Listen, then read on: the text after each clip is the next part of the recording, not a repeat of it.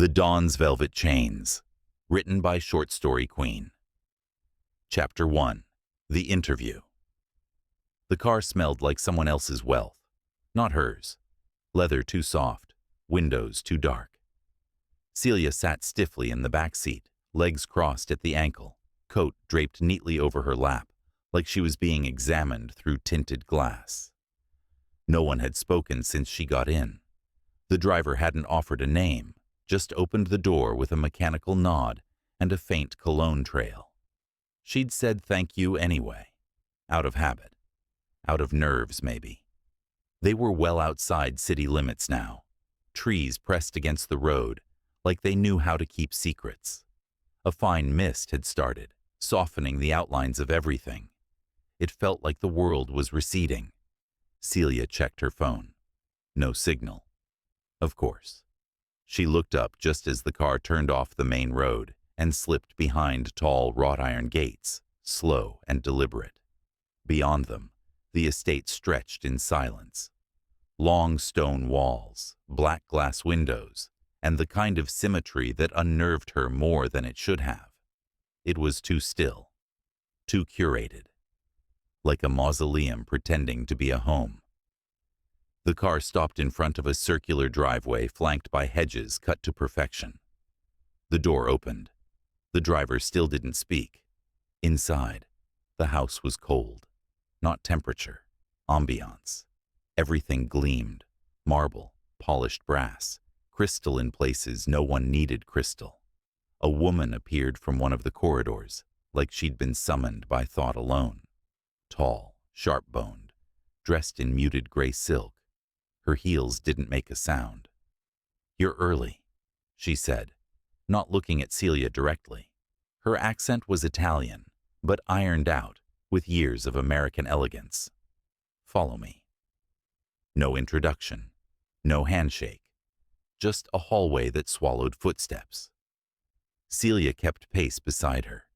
The silence between them felt intentional. "You've read the conditions?"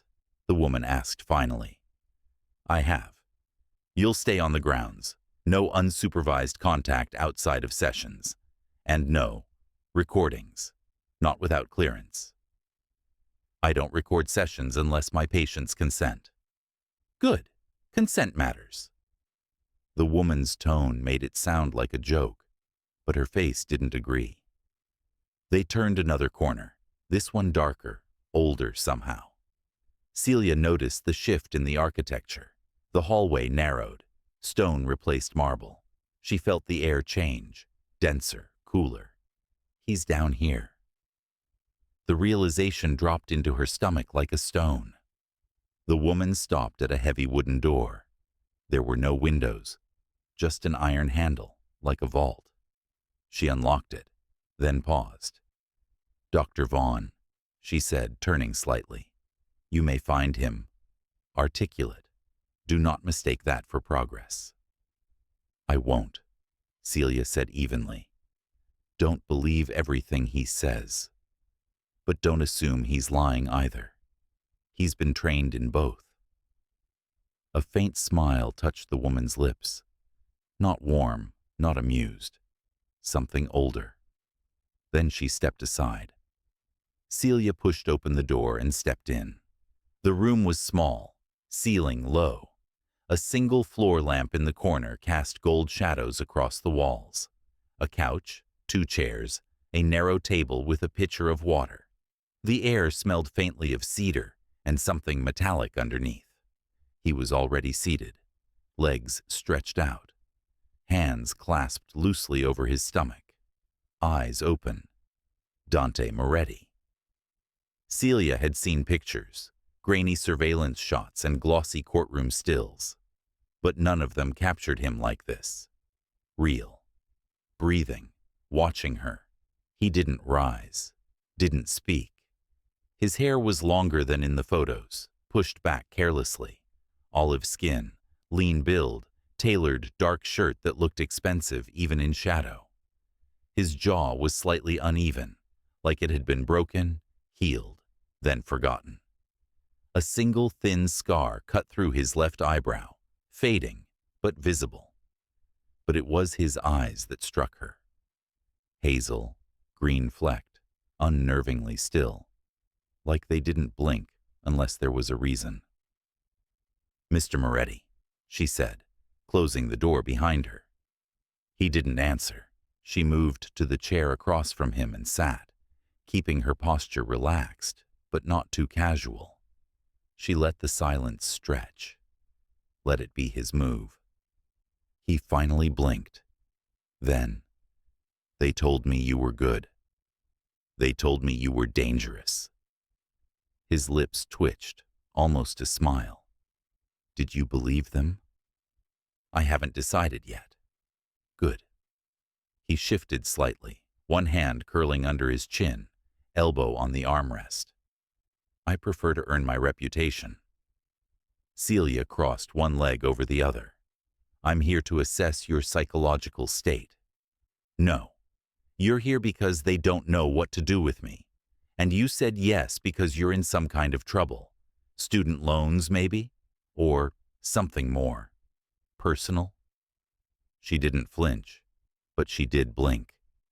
That was enough for him. "I'm not psychic," he said, "just observant. I'm not interested in games." "Then you took the wrong job, Doctor." His voice was low, melodic, with an edge just under the surface, like he could charm you while cataloging your pressure points. "I'm not here to play with you," she said calmly. "Then you'll lose." Celia leaned forward slightly. "Tell me why they brought you back." Dante looked at her then, not lazily, not amused, like something had shifted behind his eyes. He sat up, slow and deliberate, until they were at the same height.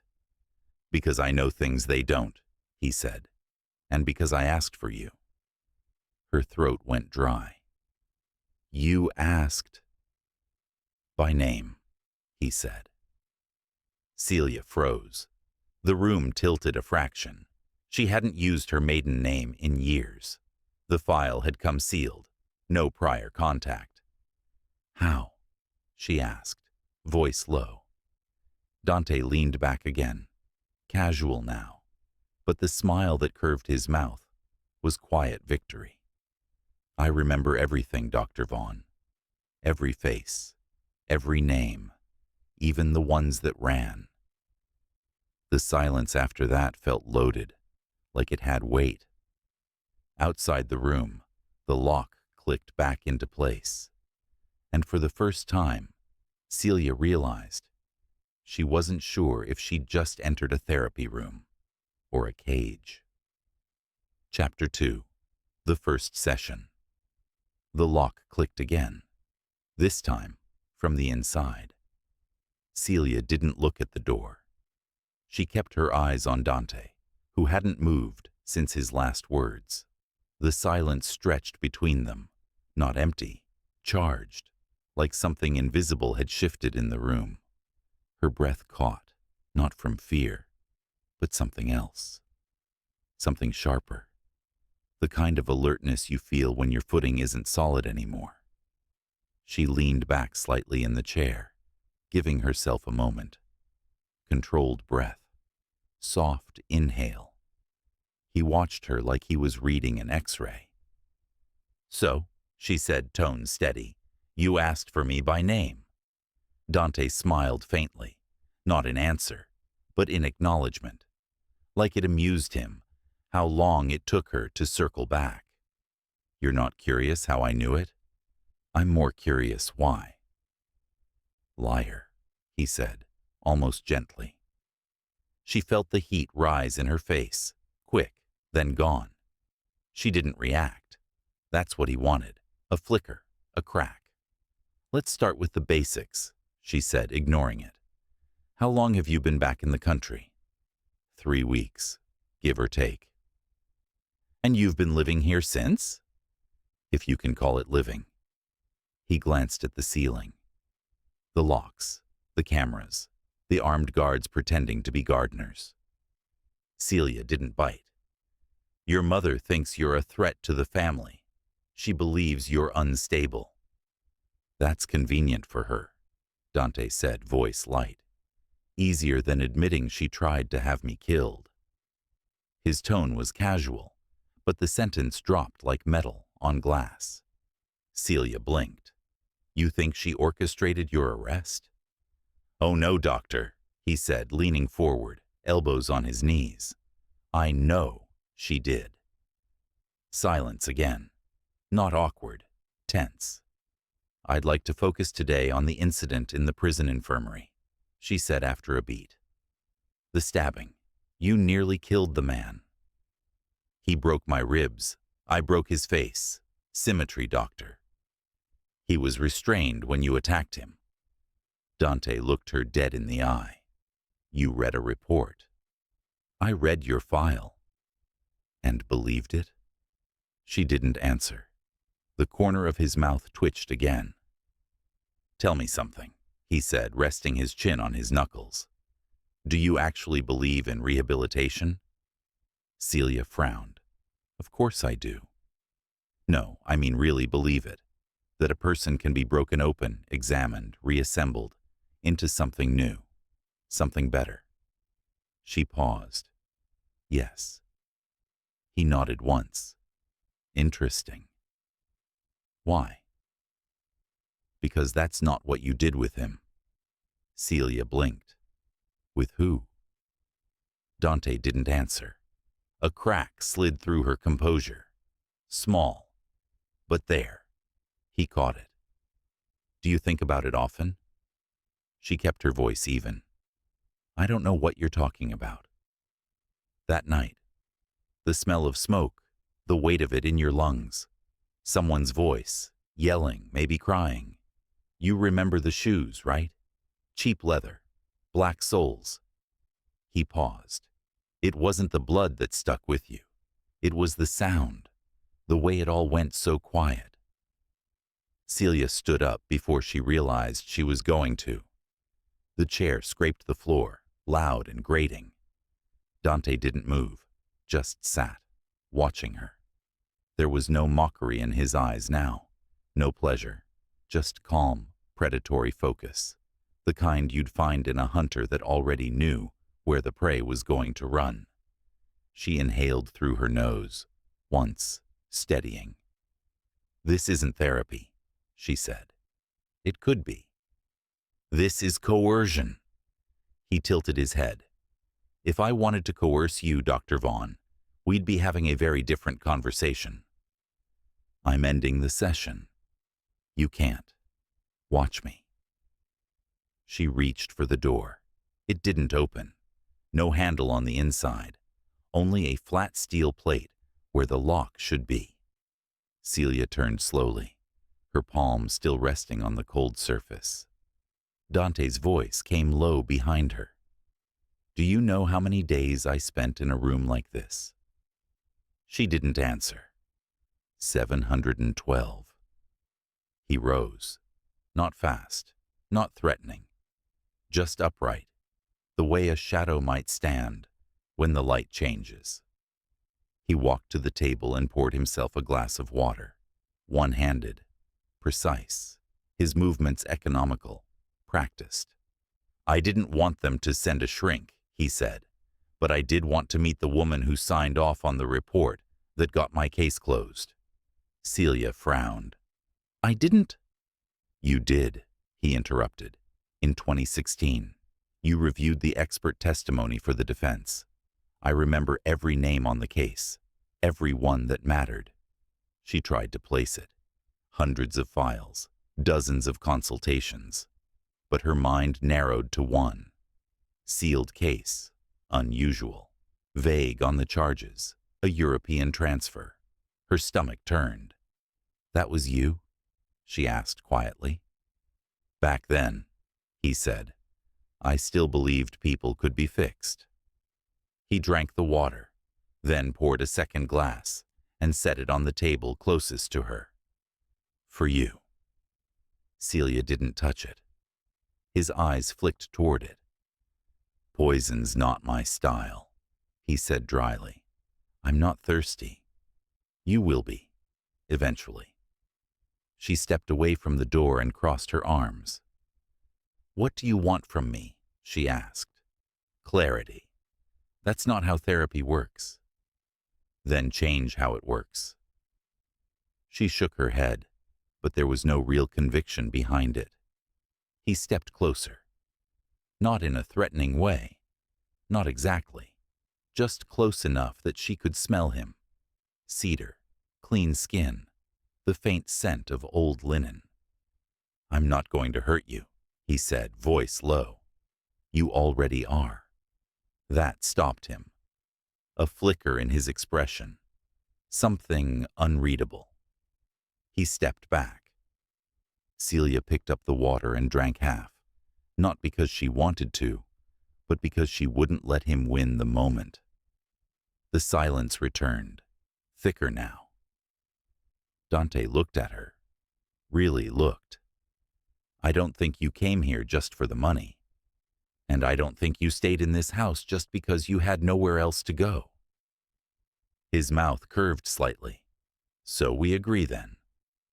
"We're both lying," she said. Something passed between them then. Not hostility, not even tension. Recognition. Two people who knew the same kind of silence, the same kind of guilt. The speaker in the corner crackled. "Session complete," a male voice said. It wasn't the driver, wasn't Enzo, someone else. Watching. The door unlocked with a hiss. Neither of them moved.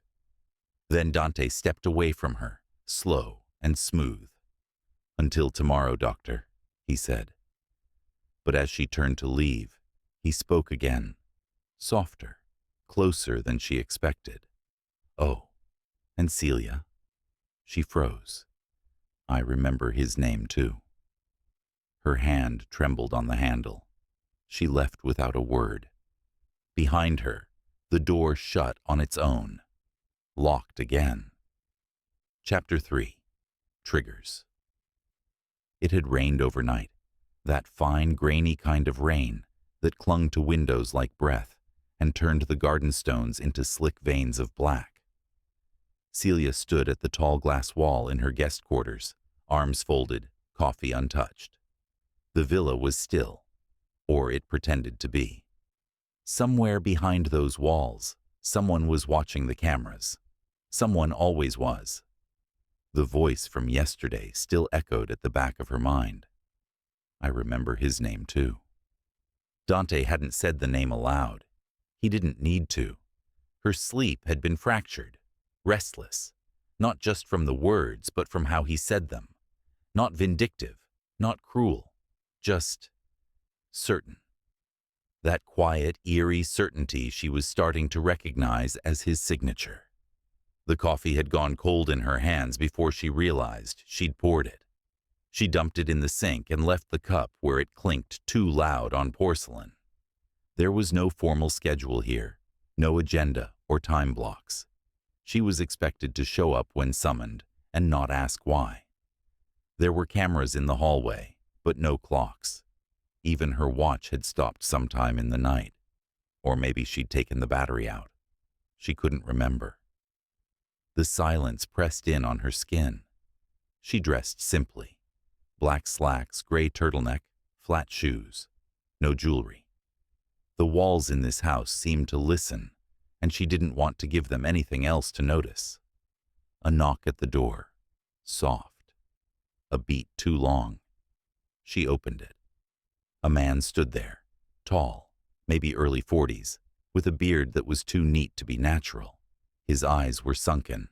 He didn't introduce himself, just handed her a folded paper, one word on it. Now. The therapy room was colder than yesterday. She didn't ask why. She sat, waited. And when Dante entered, he was already mid-sentence. "Memory isn't a storage box," he said, his tone casual, like they'd been in conversation this whole time. "It's a lens. It distorts, and it picks favorites." She didn't interrupt him, just observed. He looked more tired today. Shirt sleeves rolled up. No jewelry, no affectations. He carried a leather notebook under one arm, though he didn't open it.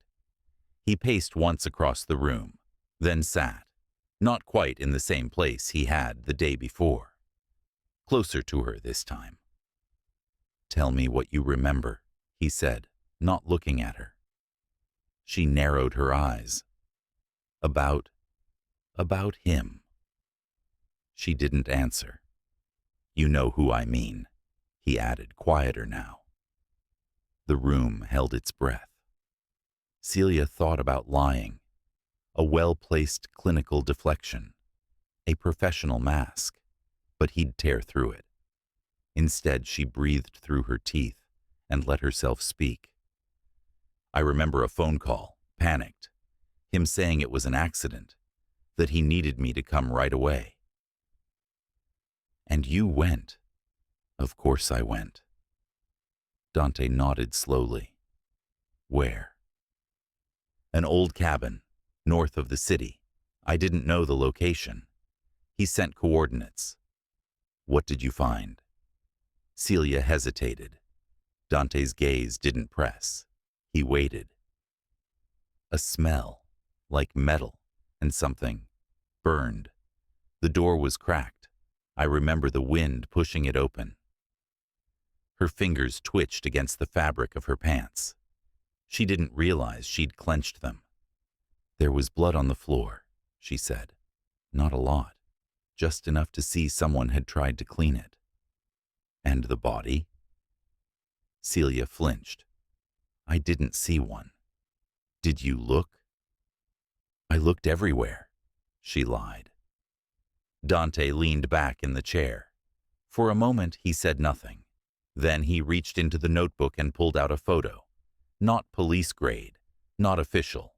A candid, blurry shot of a man near a fire pit, cigarette between his lips, mid-laugh.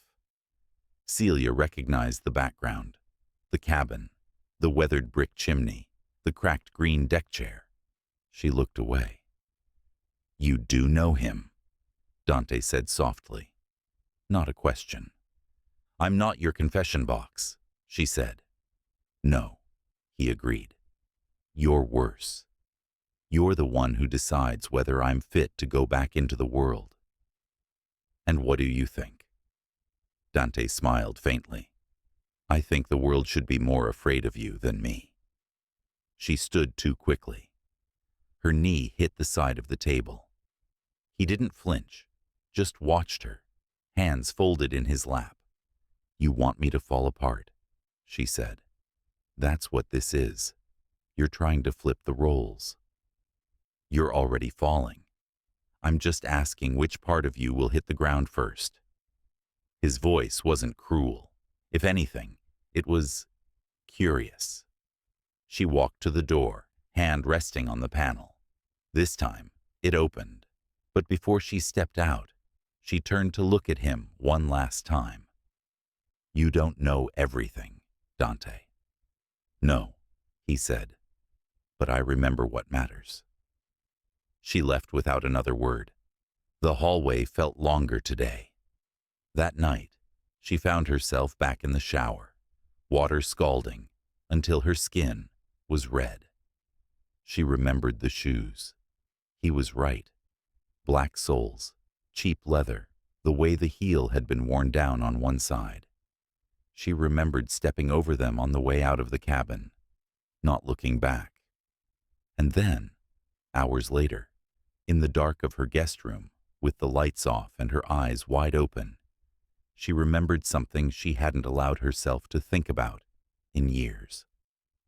There was another car parked near the cabin that night, a black sedan, and a man sitting in the passenger seat.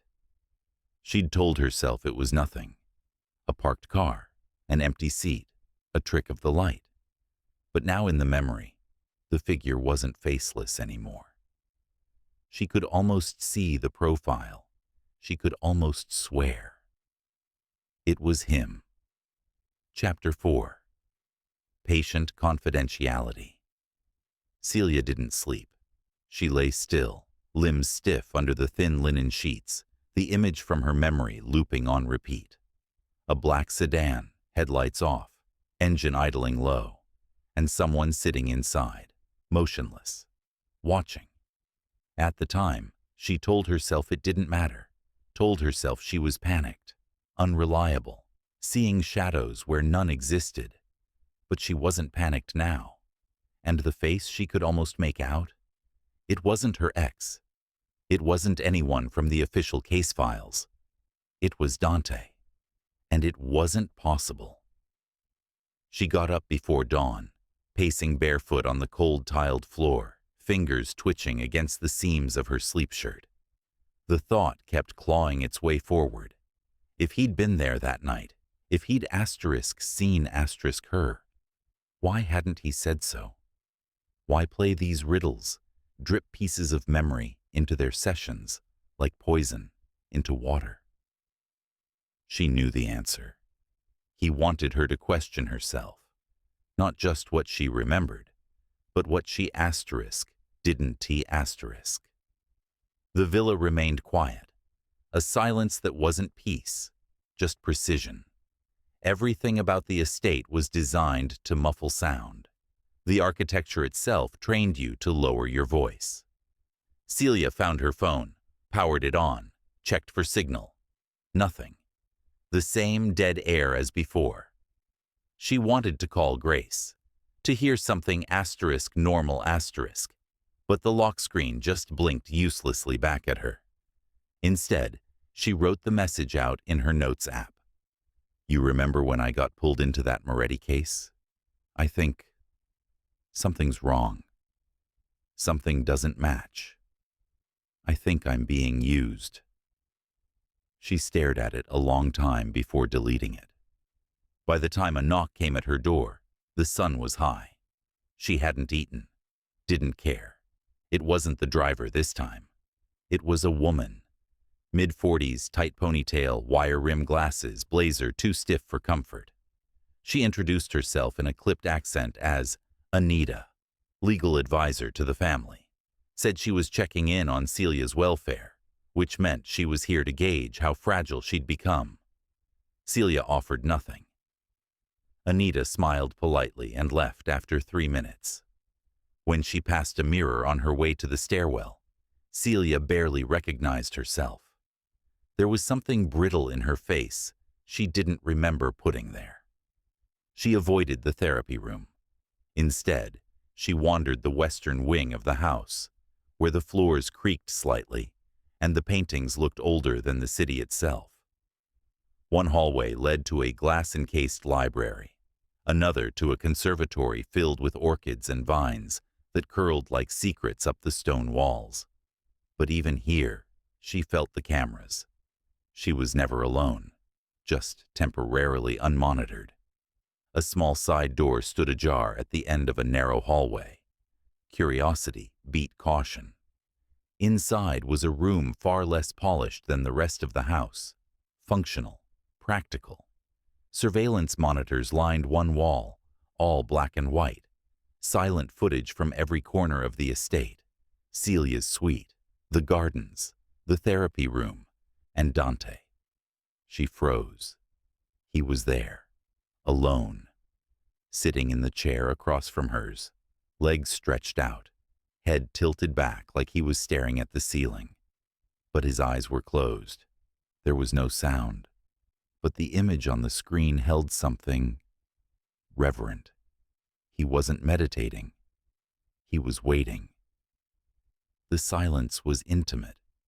She stepped closer, leaned in, and watched as he opened his eyes, suddenly, sharply, and looked straight into the camera. She stepped back fast, pulse skipping once, hard. The door behind her creaked. She turned. Grace. Not in the flesh, in her head, the memory of her. A version of her that said the things Celia refused to. You're spiraling, she imagined Grace saying, hands on hips, voice edged in sarcasm. And for what? A man locked in a glass box with nice cheekbones? But it wasn't just that. It was never just that. It was the way he said her name, like it belonged to him. The way he didn't chase, didn't push, didn't need to. He simply waited and let her come undone on her own. Celia closed the door and left the room. By afternoon, she found herself back outside the therapy room, fingers grazing the doorframe. She didn't knock. She didn't need to. Inside, he was already seated. He looked at her, expression unreadable, then gestured toward the chair. She sat. Neither spoke for a while. He poured water again, this time for both of them. Then finally, "How long did it take you to forget his face?" She didn't answer. "You didn't forget," he said. "You erased." Still, she said nothing. "It's not the same." The silence hung, delicate as breath. Then, "I remember a second car," she whispered. Dante stilled. His fingers paused on the rim of his glass. "And I remember someone sitting inside it. He didn't move." "You were there," she said. His eyes flicked to hers. A question, or maybe a dare. "Why didn't you stop it?" Her voice trembled, barely. "I wasn't there to stop it." "Then what?" Dante smiled, small, crooked, sad. "To see what you'd do." That was the moment it shattered. The image she'd clung to, the excuse, the belief that she'd walked into something already over, that she hadn't chosen anything. She had. Celia stood, this time slower, more deliberate, and as she reached for the door, his voice followed, soft and low. "They kept the bracelet." She froze, her breath caught in her throat. "Who?" "You know who." She turned. He didn't smile now, didn't blink. "Check the red room," he said, "behind the mirror." And this time, when the door opened, it wasn't her reflection she feared. It was what waited on the other side. Chapter 5. Boundaries. She didn't ask permission. There was no time for that performance. No mask, no posture, no attempt to mimic professionalism.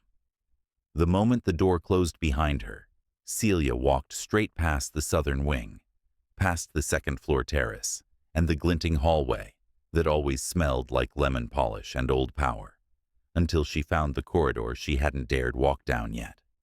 The Red Room. She'd heard whispers about it from staff she wasn't supposed to notice. A comment too quickly swallowed. A hesitation when footsteps neared its entrance. Some said it was a gallery. Others, an archive. No one agreed. That made it worse. Now she stood before the door, unsure if it was locked or if she'd hallucinated Dante's words altogether. But it opened. It didn't creak, didn't moan. It glided. Inside, the walls were covered in deep crimson silk, the kind of heavy, textured fabric that drank light. Antique frames lined the room like a private museum, but the portraits weren't labeled. No titles, no plaques, just faces, some stern, some faded, all of them watching. Celia moved slowly, breath shallow, arms tight to her sides. At the far end of the room stood a mirror. Tall, gilded, ornate to the point of vulgarity. It looked like something torn from a French palace and dropped into a tomb. She approached. The reflection wasn't right. Not exactly. She stood there, but something felt. Delayed. Like her image lagged behind the breath she just took. A fraction off, but enough to stir unease. She reached forward. The mirror was cold, colder than glass should be. Then, click. A soft sound, mechanical, hidden. The surface split in the middle, a seam revealing itself where none should exist. Two halves folded open, revealing a narrow cabinet behind it. Shelves, low lighting. And at the center, A bracelet. It sat on black velvet, simple and unmistakable. Leather band, silver clasp, 3 small notches scratched into the underside, like someone had been counting down to something they never finished. She knew it. She'd held it once. Pulled it from a pile of clothes, soaked in something that wasn't quite red anymore. She remembered stuffing it in a drawer, then later, tossing it into a river. She'd watched it sink beneath the surface and told herself that was enough. But here it was, perfect, untouched, preserved like a relic. She stepped back. The floor shifted, not literally, but inside her. A tilt, a loss of balance. Who kept this? Why? Behind her, one of the portraits rattled lightly in its frame. She turned fast, but no one was there. Still, she left the mirror open. She didn't sleep that night either. Celia sat at the edge of her bed until the shadows thickened. Her reflection in the balcony doors was thin and tight around the edges. Her jaw ached from clenching. And when she opened her bedside drawer to retrieve her journal, she found a listening device instead. Small, matte black, taped beneath the drawer's lip. She stared at it. She didn't scream, didn't curse. She simply pulled it free, held it in her palm, and waited for a sound that didn't come. Then she threw it out the balcony doors. No drama, just silence and the click of the glass as it slid shut again. The next morning, Celia didn't wait for a summons. She returned to the therapy room without knocking. Dante was already there, seated in the same unhurried way he always was, as though time bent around his leisure. She sat across from him, not waiting to be invited. "You planted it," she said. His face didn't shift. "Define it." "In my room." He tilted his head. "You found only one?" Her lips pressed tight. "I wanted to know if you'd lie," he said. "And what do you think now?" He considered her in silence. "I think you're learning." She leaned forward, resting her elbows on her knees, eyes locked to his. "Whose bracelet is it?" she asked. "You already know." "Tell me anyway." Dante shrugged slightly, like the answer bored him. "Enzo's mess. My consequence." "You kept it." "No. Someone wanted me to find it.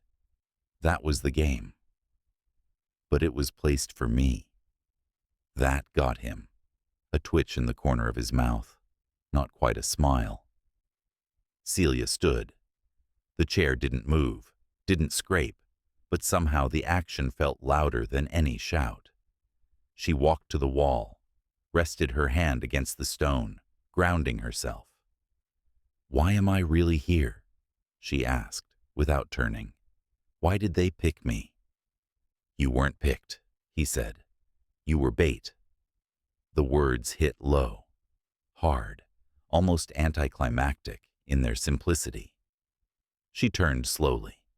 He didn't move, but something in his posture shifted, a coiled tension behind stillness, like he was waiting for her to say something that would either unlock him or snap him in half. "I should walk away," she said quietly. "I know. I should report everything." He didn't reply. She stepped toward him. Just once, close enough that she could see the flecks of green in his eyes, the way his lashes curled darker at the ends. He smelled the same, cedar, linen, smoke that hadn't touched fire yet. "You're manipulating me," she said. "Are you sure it's only me?" His voice was barely above a whisper, measured, not intimate, not threatening. Something between. She blinked. Then, for the first time, she reached out, just 2 fingers, resting against the edge of the table between them. A contact, not touch, not yet. But the invitation for it. Dante didn't move, but he didn't look away. The moment held too long, stretched, thin and fragile. Then, the sound broke it. A knock at the door. Sharp, urgent. Celia stepped back. The door opened without permission. Anita stood there, lips tight, blazer sharp as ever. "Dr. Vaughn, you're needed." Celia didn't ask why. Anita's tone told her enough. Something had gone wrong. And Dante, he just smiled. Small, knowing, as if he'd planned it. Chapter 6. Redacted. They didn't tell her where they were going. Anita didn't offer an explanation, just turned and walked. Celia followed, aware of the cameras trained on her shoulders and the silence between every footstep. Down a back hallway she hadn't seen before, past a mural of some long-dead patriarch in velvet and gold, into a room she was certain hadn't existed the day before. It was colder than the rest of the estate, lit by fluorescents that buzzed faintly above. No windows, no scent of polished wood or curated wealth here, just sterile air and something faintly chemical, like archival paper soaked in memory. At the center of the room stood a long table with a slim folder set precisely at its center. A single chair waited for her. Anita didn't sit, just gestured, then exited without a word. Celia lowered herself into the chair. The folder was unmarked. No label, no seal, just a faint indentation in the corner, like it had been gripped too hard once and never quite smoothed out. She opened it.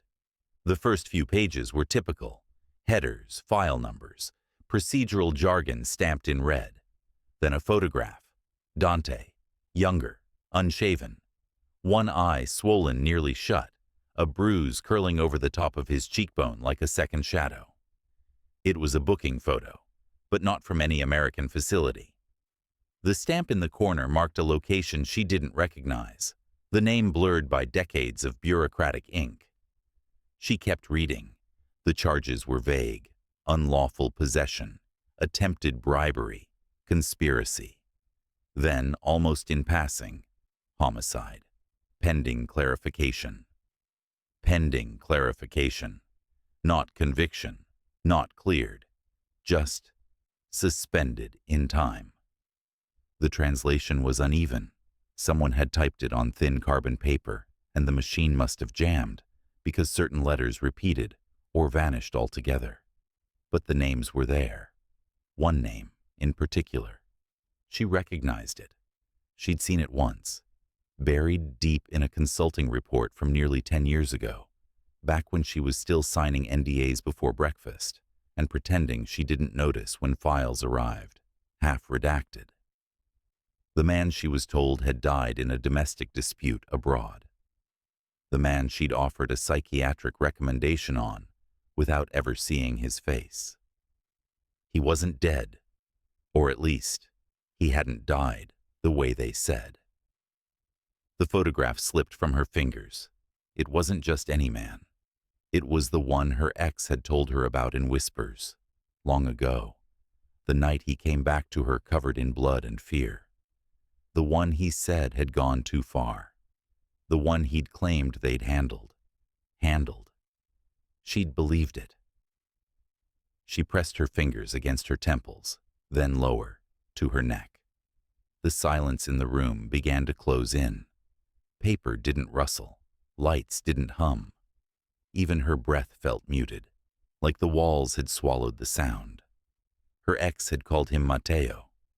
That had been the only detail she'd bothered to retain at the time.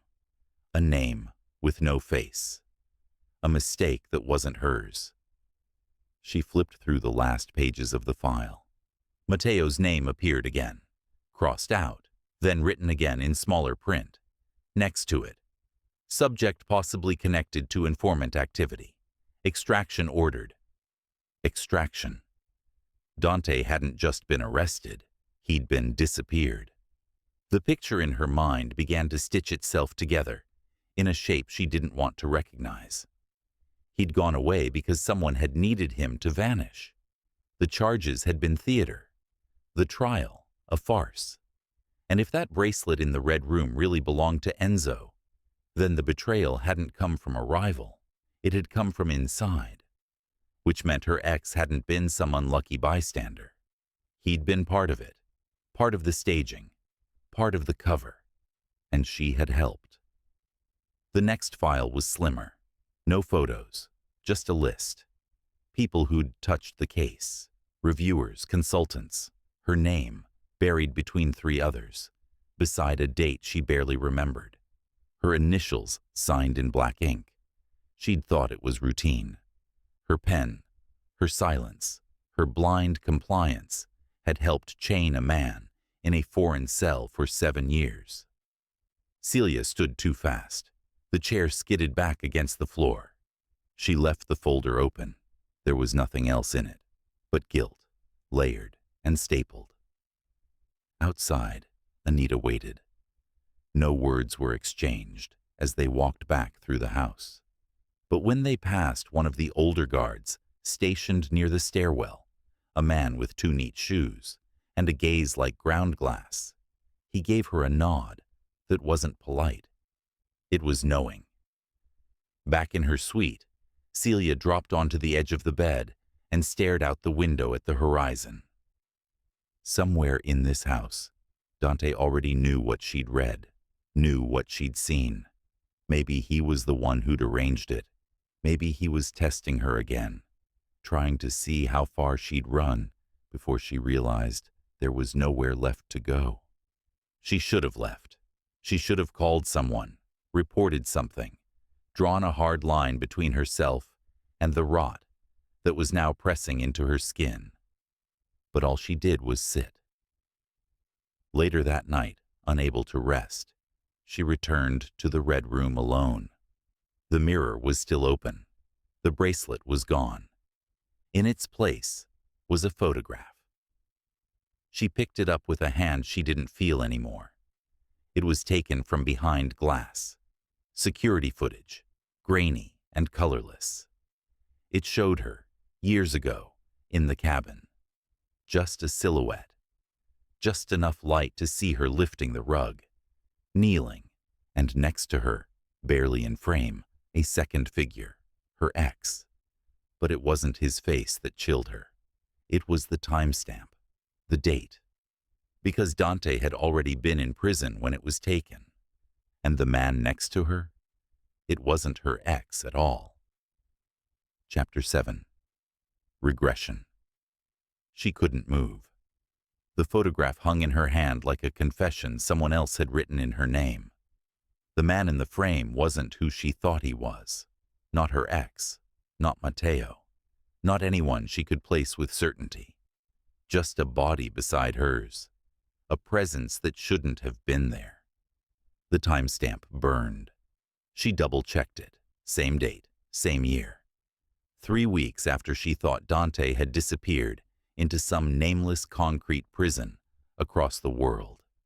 She'd been told the timeline, told it fit, signed the paperwork to confirm it. Now the truth sat in her palm, grainy and silent, and it told a different story. She stared at it until her eyes blurred, until the silence behind her became too loud. She set the photo back in the cabinet with careful, trembling fingers, closed the mirror doors, and left the room without looking back. The hallway outside felt longer than before.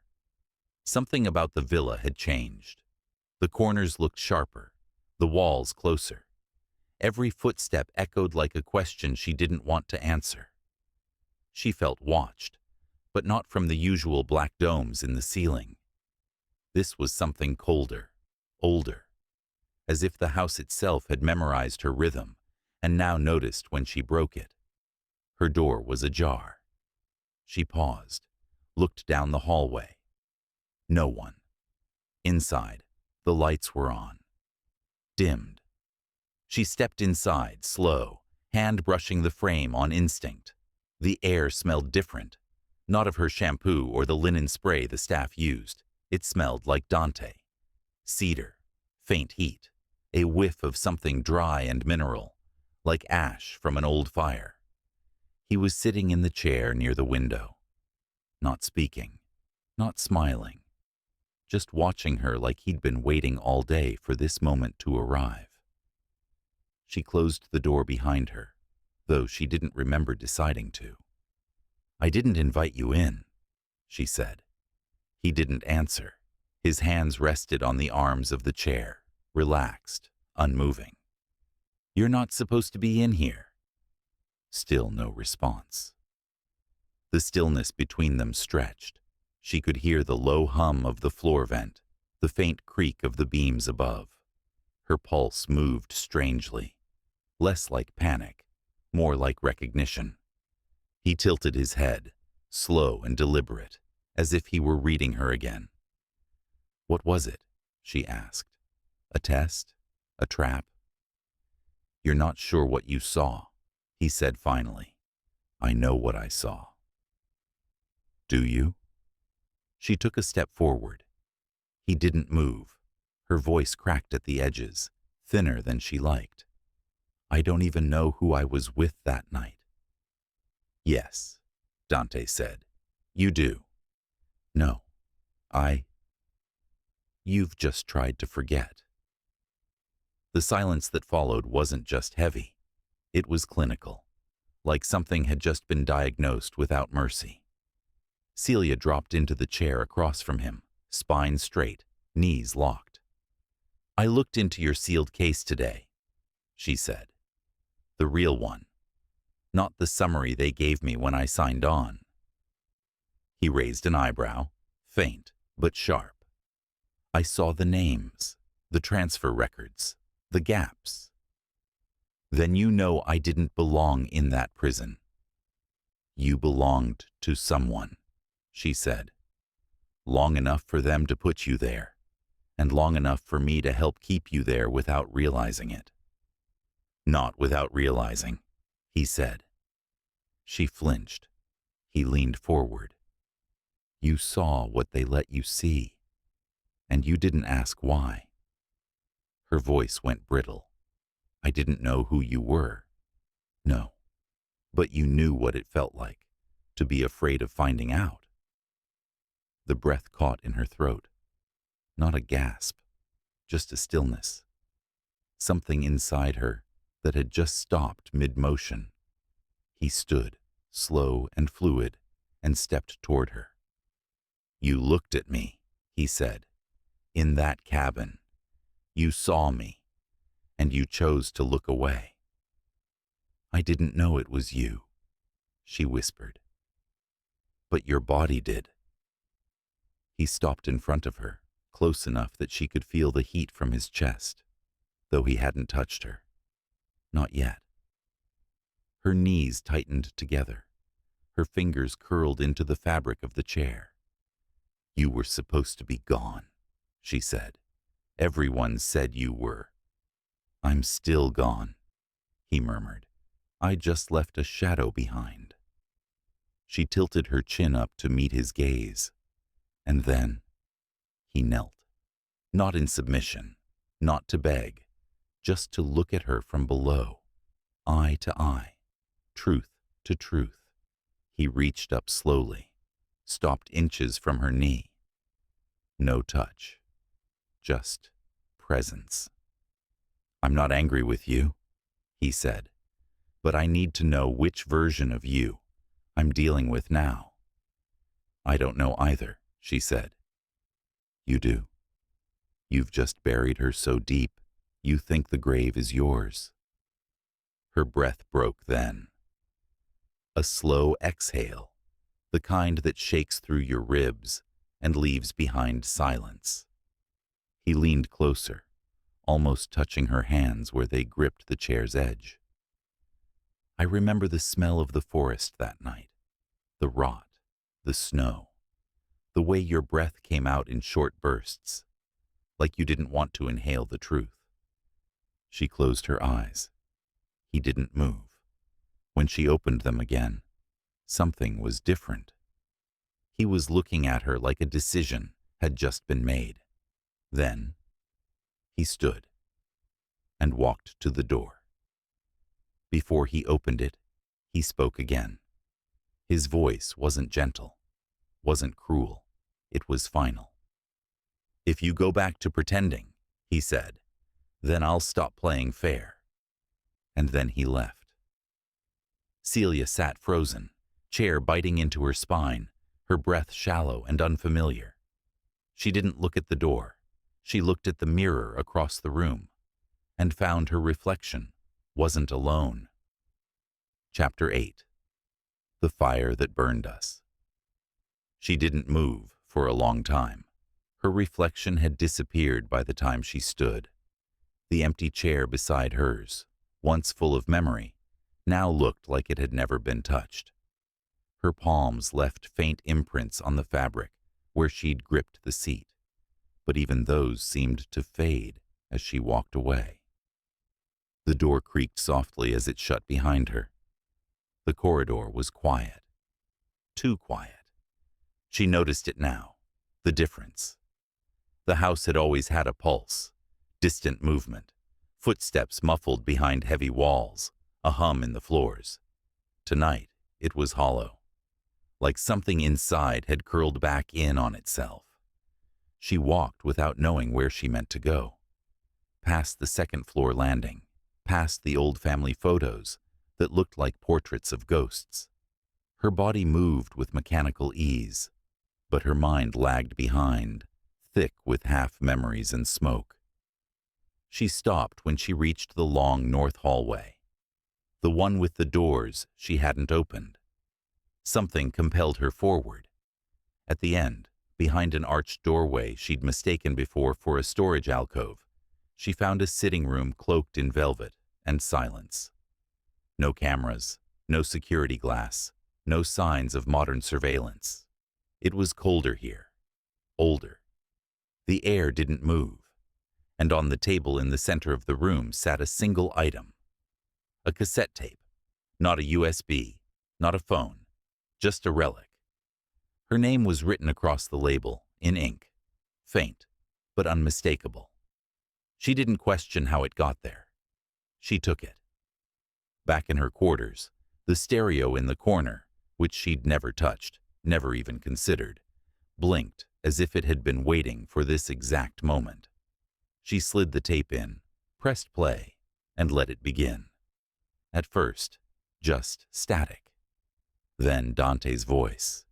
No preamble, no introduction, just words, soft, exact. "There's a truth you've been avoiding, one that lives behind your version of the night at the cabin." She sat down slowly. "You remember fear. You remember blood.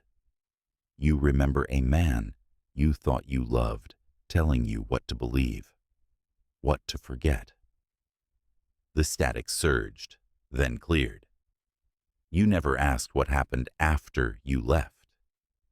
She closed her eyes, teeth clenched. "You didn't stay to find out what was done to me." The tape hissed. "I wasn't dead. I wasn't even gone. I watched you leave. I saw the way you looked at the door, not the floor. You chose the cleanest exit, and I needed you to." Her stomach turned. Something inside her coiled. "You gave them what they needed. A clean psychiatric summary, filed without protest, signed by someone whose name carried just enough authority to bury me." Another pause. Just the faint hum of old tape. "But now I need something from you." She opened her eyes, watched the tape turn, each revolution tighter, slower. "I need the truth, the real one. I need to know how much of what happened that night was because of you." The tape clicked, stopped. No rewind, no other side. Celia sat still, the silence deafening now. She stood, pushed the stereo away, hard, until it scraped against the wall and stilled. Then she went to the mirror again. Not to look at herself, to confront the space beside her. There was no one there. But she remembered what she'd seen. A shadow that wasn't hers. A silhouette, that shouldn't have been in the room. She pressed her fingers to the glass. Dante's voice wasn't in her ears anymore, but it still moved through her, under her skin, like static. She'd left someone behind that night, and she'd never gone back. The next morning, she entered the therapy room before the guards were ready for her. The room was empty. She waited. When Dante arrived, he said nothing, just took his seat, calm, unreadable. She didn't speak either. For a long time, they sat like that. Two bodies, one silence. Then, she reached into her coat and pulled out the photo. The one from the red room. The one she wasn't supposed to keep. She placed it on the table between them. Dante looked at it, then at her. She didn't blink. He didn't touch the image. "You knew I would find it," she said. Still, he said nothing. "You arranged the entire sequence, the bracelet, the mirror, the folder. You planned it." He finally leaned back. "I had to know if you'd still lie, even to yourself." She stared at the photo. "You were never in that cabin," she whispered. "No." "Then who was?" The silence returned, heavy with something unsaid. She met his eyes again. And then it hit her. Not like a revelation, more like a slow slide into understanding, a sickening drift. He wasn't there. But someone else had been, someone working for the family, someone who needed her to witness something and forget it just enough to sign. "You were the trap," she said, "but I was the seal." Dante exhaled, soft. "I don't need your guilt, Celia." "Then what?" "I need your truth." Her hands curled into fists, and for the first time since arriving, she let it out. "I knew. I knew something was wrong. I knew that man wasn't who he said he was. I saw the bracelet on the wrong wrist. I saw the photo flash from his wallet. I knew." Dante didn't flinch. "I left anyway," she finished. And then, silence again. Only this time, it felt like absolution hadn't arrived. Only a sentence waiting to be served. Dante stood, stepped behind her chair. His breath warmed her skin. Not a touch, not a whisper, just closeness. "Then you understand," he said softly, "why I brought you here." She turned slowly, but he was already walking away. At the door, he paused. "There's one last thing you need to see," he said. Then he was gone, and she was alone. Until the lights flickered once, and the voice from the stereo played again. Only this time, it wasn't Dante. It was hers. Chapter 9. Velvet Chains. The voice played on loop. Her voice, breathier than she remembered, younger, unfiltered. A recording pulled from some distant night she hadn't known was being documented. A moment she'd buried so deeply that hearing it again felt like stepping into a version of herself she'd tried to kill. She was laughing, faintly, nervously, and then, "I don't want to know what happened. I just want to know it's over." That line hit harder than anything Dante had said.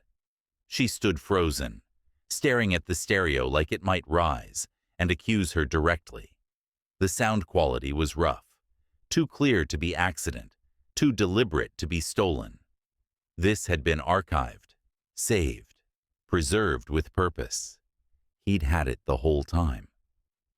She moved slowly, reaching to shut it off, but the tape clicked again, cutting to silence, the kind that sounded like judgment. She left the room. No coat, no shoes. The corridors were colder now, but her skin had stopped registering warmth hours ago. She walked barefoot to the therapy room. Not because she was called, because she needed to see him. He was already there. This time he didn't look up when she entered. He stood with his back to her, facing the far wall where nothing hung. No mirrors, no portraits, just stone. She didn't speak. He didn't turn.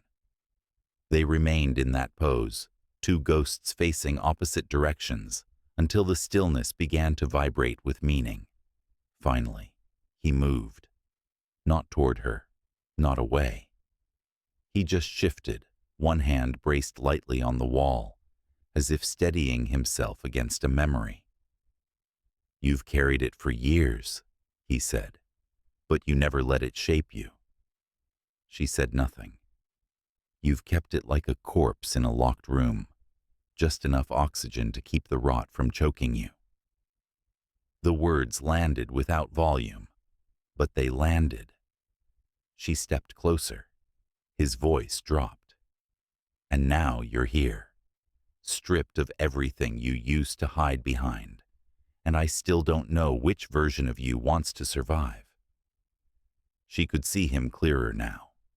The tension at the nape of his neck, the careful stillness in his shoulders. His shirt had been discarded. Only a thin black undershirt remained, damp along his spine. He looked more like a man than a threat. That was somehow worse. She approached slowly until only a breath separated them, then stopped. "You said you brought me here for the truth," she said. He didn't nod, didn't speak. "But that's not all of it." Still, he didn't move. "You didn't just want me to see what they did to you. You wanted me to feel it." His hand flexed once against the wall. "You wanted me to feel the walls closing in, the cameras, the surveillance, the doubt, the heat of someone's breath at my back when I try to sleep, the smell of the fire." He finally turned. His face wasn't triumphant. It wasn't even angry. It was tired. "Now you understand," he said. She didn't respond. Because she did understand it.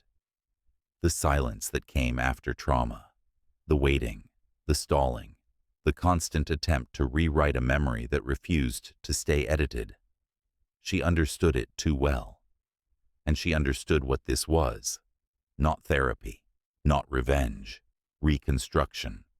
He stepped forward, not threatening, not testing, just present. She didn't move back. His hand lifted slowly, hovering at her jaw, then stopped just short. His fingertips hung there, as if waiting for permission from some part of her she hadn't yet offered. She didn't blink. He touched her, barely, the side of her neck, a soft, deliberate graze. She didn't flinch, and she didn't lean in. The tension wasn't in the touch. It was in the restraint. "You don't need to choose," he murmured. "You already have."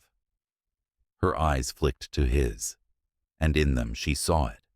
The real reason he brought her here, not just to see what she'd done, but to see if she'd stay. She exhaled, shaky, thin, then turned. Walked to the door and paused. Her hand hovered near the frame, unsure whether to pull it open or let it close for good. Behind her, Dante didn't move, but his presence filled the room like gravity. She didn't ask what would happen if she stayed. She didn't need to. She already knew. This wasn't healing. It was surrender. And maybe that was the only way to be whole again. She took a step back, not toward the hallway, toward him. He didn't reach for her, but he didn't need to. When their eyes met again, something clicked. Not loud, not sudden, just final dot. The door closed. She didn't open it again. And somewhere, deep inside the house, another lock turned. Chapter 10. Aftercare. The door stayed closed. No one reached for her. No one made a promise. The room held the decision without comment, and for the first time since arriving, Celia felt a quietness that wasn't hostile. It was the quiet of a storm after it crosses the ridge, the kind that leaves pressure in the bones and makes you wonder what it took with it. She didn't know how long they stood there, not touching. The lamp hummed softly in the corner, a gold halo on the stone. She heard his breath, measured, her own, thinner. A small equilibrium formed between them, fragile, entire. When she finally stepped forward, it wasn't for theatrics. There was no performance left. She reached him in 2 slow steps, stopped, let the space be what it was, and lifted her face. He didn't kiss her. He didn't have to. The air itself shifted temperature, and whatever line she'd preserved out of duty or fear or habit dissolved without demand. The intimacy wasn't in mouths or hands, but in the way he looked at her like she was both answer and question. The room seemed to sink around them, walls closer, ceiling lower, the floor warmer under her feet. Fade. When she opened her eyes, she was on the couch in the therapy room, the thin blanket from the back of the chair drawn over her, with a precision that felt careful instead of clinical. The lamp still burned. The door was shut. There was a glass of water on the table with condensation beating down its side, the kind of detail that told her she hadn't been asleep long. Her throat felt raw, not from speaking. A small recorder sat beside the water, old, square, matte. The red light glowed steady. She reached for it, pressed play, and waited. His voice filled the room, not the one he used in conversation, the other one. The private register reserved for small spaces and limited truths. "You don't need me to explain what last night was," he said. "You already know, so I'll say what you don't want to hear." A brief hiss, then the softened cadence continued. "You weren't my target, Celia. You were my constant. I needed one. I chose you before I ever met you, and then I made sure you didn't see the choosing. That's my sin, among others." She sat up slowly, blanket loosening at her waist. "You think I kept you here to punish you. I kept you here because punishment is familiar, and healing is not. It's a selfish choice. I made it anyway." The recorder clicked faintly. She pictured him leaning over the device, elbows on his knees, speaking like a confession that wouldn't count unless the room was empty. "You will be told you are free to go. That's true. The family would rather you leave than stay. You've seen too much. But there's something left you haven't asked me. You've never asked me whether I forgave you. You've never asked me if I want you to stay."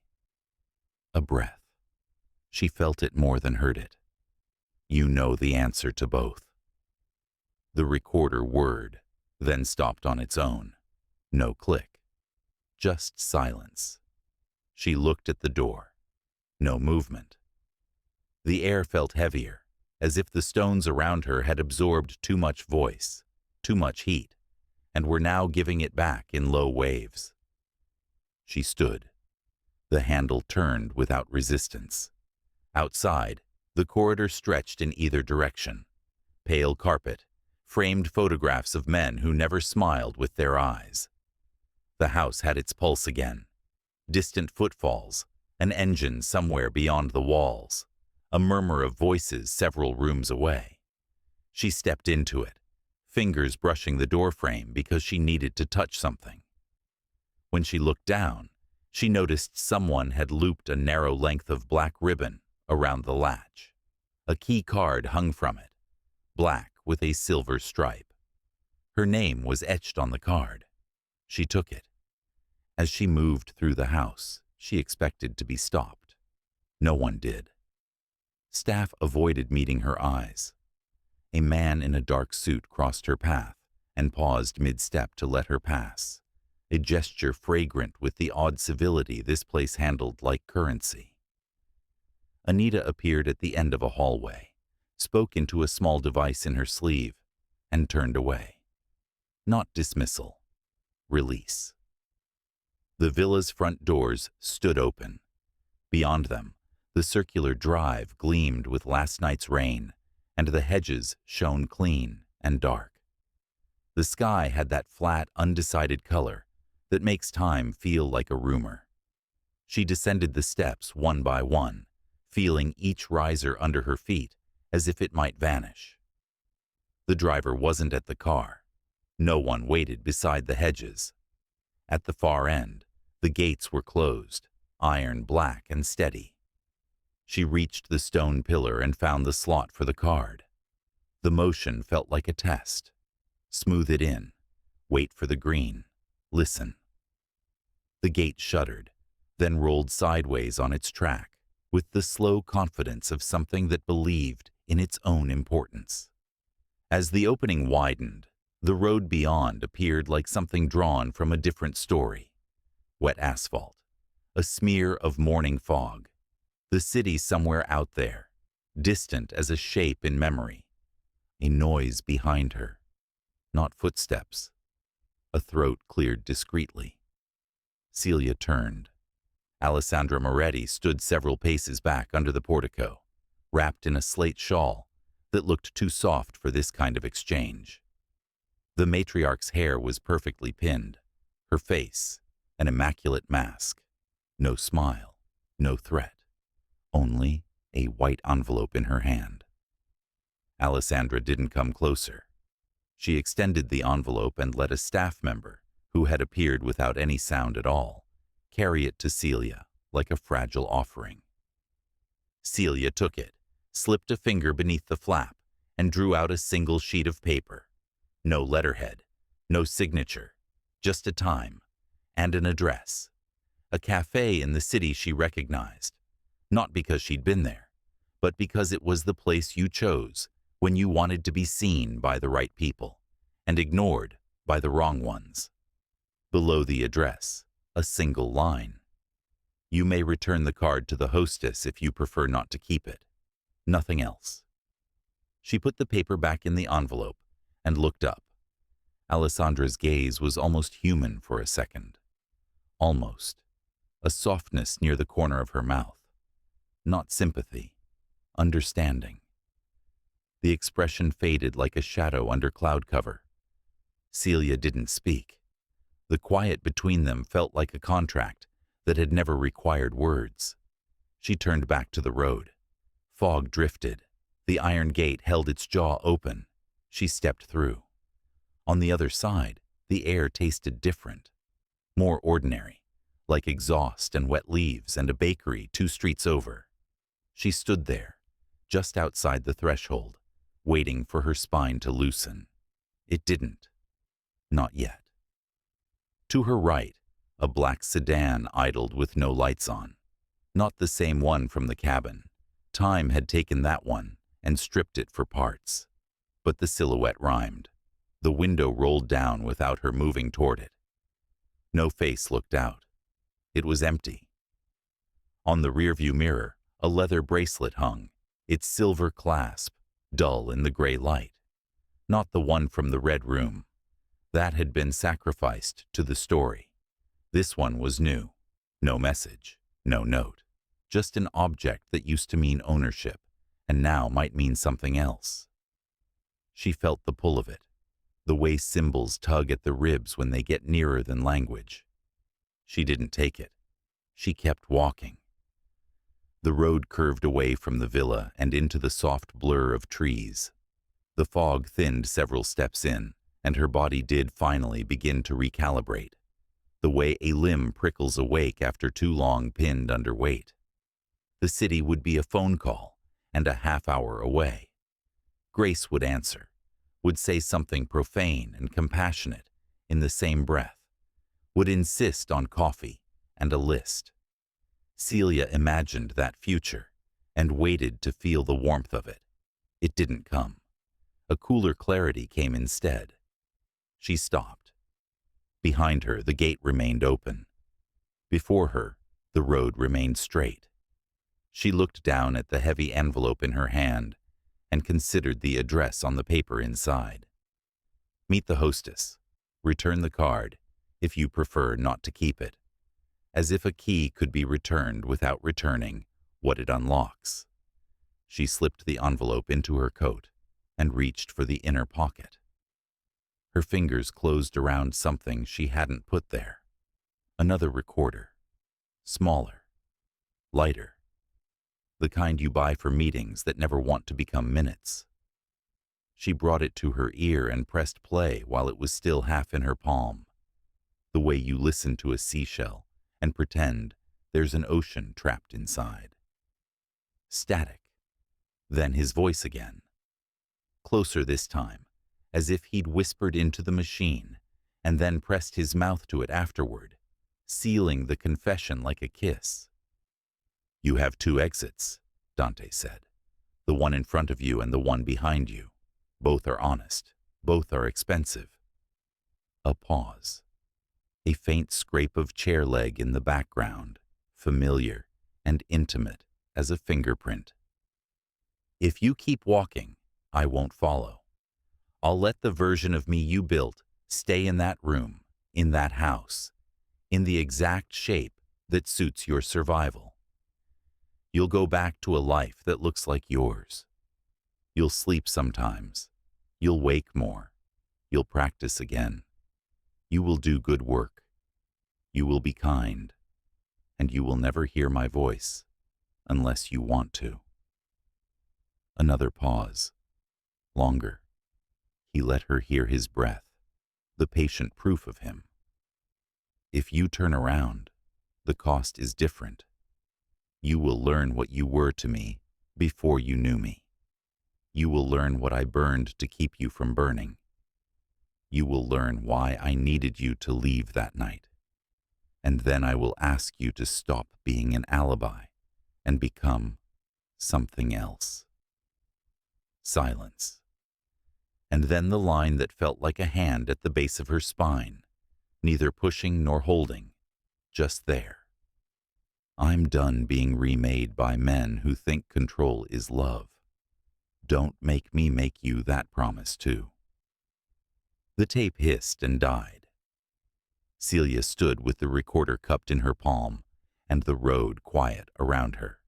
A leaf slid free from a branch and skidded along the wet asphalt like a copper coin. Somewhere far off, a horn sounded, brief and without urgency. She thought of the cabin, the leather bracelet, the red room, the mirror that lagged, half a second behind truth. She thought of the way his eyes had held her in the therapy room without demand. She thought of the envelope in her pocket, the address, the hostess, the performance she could put on to appear obedient, contrite, dismissed. How easy it would be to choose the version of herself who survived by polishing surfaces until they reflected nothing. Her feet knew the map of the road now. Each step she'd taken left a fact behind. Each fact wanted a story. Her pulse kept its own tally. She turned the recorder over once, twice, the way she used to turn coins before exams for luck she didn't believe in. Then she put it back in her pocket and began to walk again. Not forward, back. The fog accepted her like memory does when you decide to stop arguing with it. The gate, still open, waited with the patience of monuments. The villa rose out of the gray like a verdict. She reached the threshold. The sensors recognized the card in her coat, or maybe they recognized the shape of her in the air. She stepped inside without permission. The hallway was empty. The portraits stared as before. A lamp glowed down the corridor, the pool of light small, like a stage offered rather than demanded dot. She moved toward the therapy room because it was the only place that felt honest. Inside, the chair was in its place. The couch, the water beads halfway melted, the blanket folded again, as if the night had been edited into something polite. The recorder she'd used earlier had been moved just slightly, as if someone had checked that it had said what it needed to say, and then chosen not to erase it. She stood in the center of the room and allowed the quiet to touch her without flinching. He wasn't here. She didn't call his name. The speaker in the corner clicked once, like a fingernail against a glass. A voice came through, not Dante's, low and rusted at the edges with old cigarettes and older power. Enzo. "Doctor," he said, lazy as a cat, "your session is over." She didn't respond. "Walk to the dining room," Enzo continued, amused. "Slowly, hands where I can see them. No heroics. We both know that's not your kind of story." She waited, counting the beats of silence between his words. He'd enjoyed rehearsing them. "Or," he added, as if the idea had just occurred to him and delighted him more than dessert. "You can stay right where you are, and I'll send someone to escort you. I'm feeling generous." The speaker clicked off. The silence afterward sounded different, like a hallway with a door cracked at the end. Celia looked once at the table, the water glass, the folded blanket, the chair where he had sat and refused to perform rehabilitation for anyone. She turned toward the door. In the corridor, a shadow rippled across the far wall where it shouldn't have, bending where angles couldn't permit it. Someone waited beyond the next corner. One set of steps, not hurried, patient. She reached into her coat for the keycard and felt paper instead, not the envelope. A note, folded twice. No name. She opened it as she walked. Inside, a hand-scrawled line curved across the center, quick and decisive, like a blade. "Don't go to the dining room." She didn't stop. She folded the note and slid it back into her pocket, then shifted direction, without breaking stride. A small deviation that only someone who had memorized her gait would recognize. She headed for the red room. Its door stood as she had left it in memory, a plain of crimson, mute and lush. Inside, the mirror remained closed.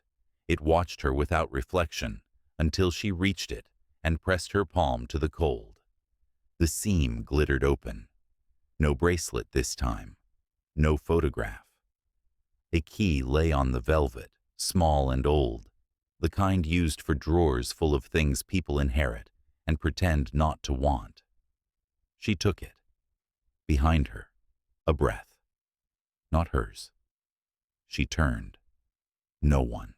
Just the movement of air, the room's fabric lifting slightly, as if a hand had pressed down and then released. She closed the mirror and stepped back into the hall. From the other end, footsteps approached. Two men, heavy, boots meant for the illusion of inevitability. She didn't rush. She slid the key into her palm and walked toward a door she hadn't tried, a small one half hidden behind a plant with glossy leaves. It opened on the kind of staircase houses like this, keep secret. Narrow, stone, descending, air that smelled of old wine and new decisions.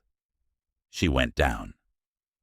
At the bottom, a corridor curved toward the staff entrance. At least, that's what she guessed. Another camera blinked red. She didn't look up. Instead, she followed the corridor until it gave her a choice. Right for kitchens, left for storage, straight for a door with a modern lock that would require a card or a miracle. She used the key. The lock accepted it like a yes. The door swung inward to a room the size of a confession. A single chair, a shelf, a safe. On the chair, a phone, not hers, not a new one, older, burned with use, clean of history. It vibrated in her hand before she could decide whether to turn it on. "Unknown," it said. She answered.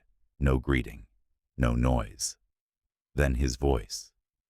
"Turn around," Dante said, quiet as breath. She did. The doorway held nothing but dim light and dust. Still, she felt him, close enough to be a fact. "Celia," he said, and the way he said her name made the room smaller, softer. "You made your choice. Now make it again." The line clicked. The phone went dark. Above her, footsteps converged. The air shifted, pressure dropping as doors opened somewhere she couldn't see. The house rearranged its attention. She stood in the hush of the hidden room, the key warm against her palm now, the phone cooling like a coin pulled from a wishing well.